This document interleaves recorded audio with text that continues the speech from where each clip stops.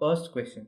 Total utility is maximum when marginal utility is maximum, B. Marginal utility is 0, C. Average utility is maximum, D. Average utility is 0. When will be the total utility maximum?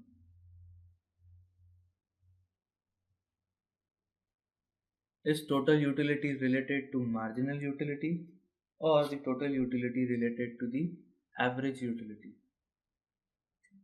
Yes, the total utility is always related to the marginal utility.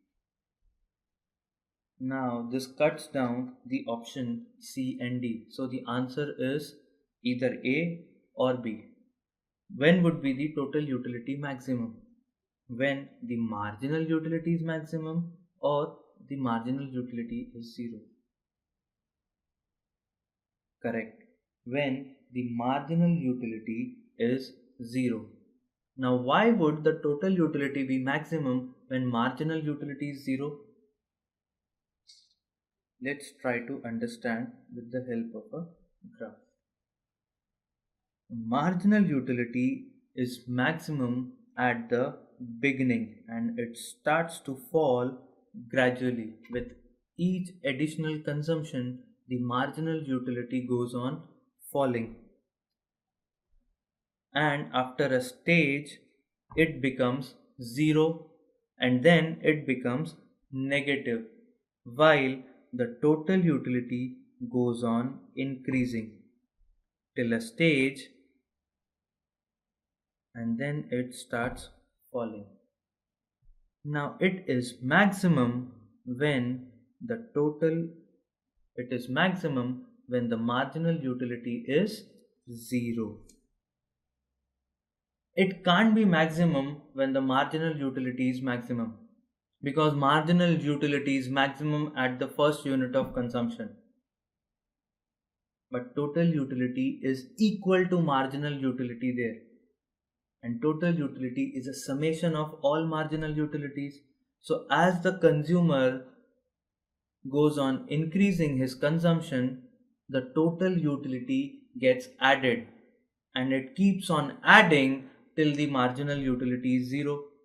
And once the marginal utility goes beyond 0, that is it becomes negative, then the total utility starts falling.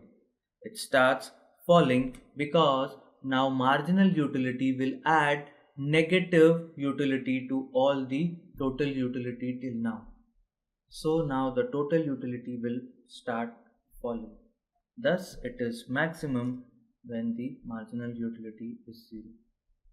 Additionally, when total utility is maximum, we call that point as point of satiety or the point of maximum satisfaction. Let's check our answer. Yes, the total utility is maximum when the marginal utility is 0. Second question. Marginal utility curve of a consumer is also his A. Indifference curve, B. Total utility curve, C. Supply curve, D. Demand curve. What do you think?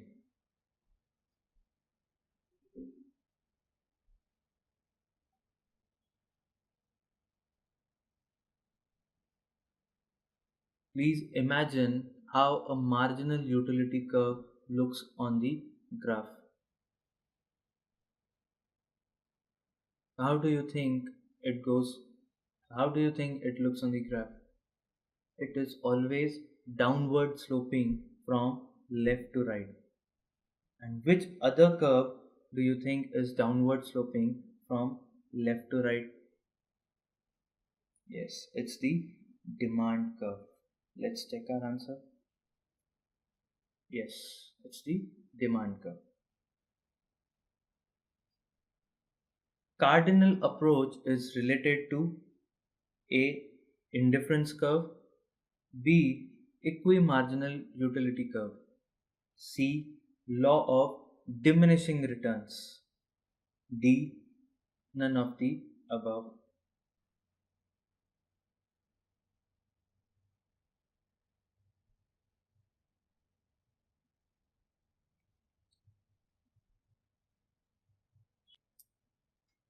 Yes, it's the equi-marginal utility curve. We've already done this in equi-marginal utility, that you tend to express the utility in terms of numbers. You tend to measure it, and when you measure utility, we say that it's the cardinal principle of utility analysis.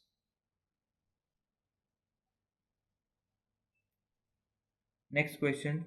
The law of equimarginal utility is one of the laws within whose parameters marginal utility analysis is framed. The other one is the law of diminishing marginal utility, the law of proportions, the law of consumer surplus, law of increasing returns.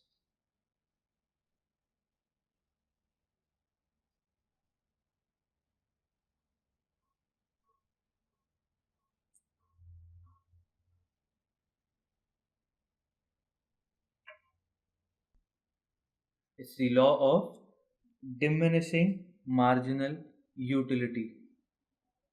Marginal utility analysis involves application of two laws. First is law of DMU, second is the law of equimarginal utility.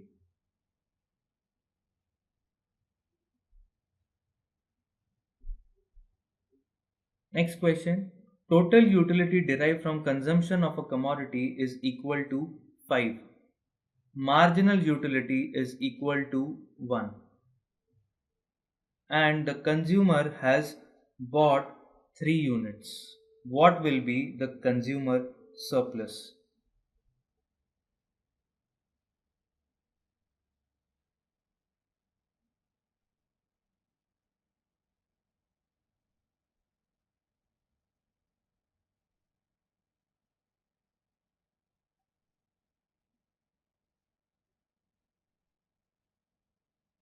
The answer here will be 2. How do we calculate this answer? We have derived the utility, which is equal to 5, and the marginal utility for the last unit is 1, while the consumer has bought 3 units. So for 3 units, his marginal utility will be 3 and the total utility is 5. Now the consumer is ready to pay 5 rupees for the unit. So 5 minus 3 becomes 2. Let's check. Yes, it's 2.